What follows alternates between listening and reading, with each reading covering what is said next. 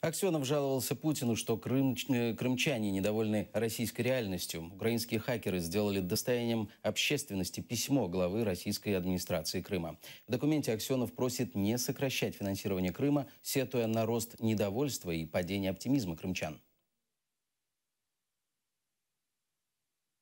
Мы считаем, что даже с учетом всех сложностей по формированию федерального бюджета нашей молодой Российской Республики нельзя сокращать финансовую поддержку, нельзя подрывать веру в материнскую заботу России о российских жителях Крыма.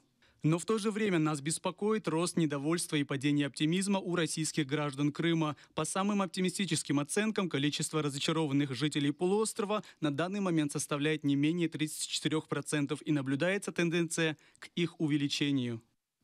Практическое проявление заботы в отношении населения российского Крыма поможет нам преодолеть растущее уныние, неуверенность и страх, которые распространяются среди российских граждан Республики Крым. Это влияние усиливает у жителей Крыма сравнительное мышление между украинским прошлым и российским настоящим, что может повлечь за собой негативное развитие событий.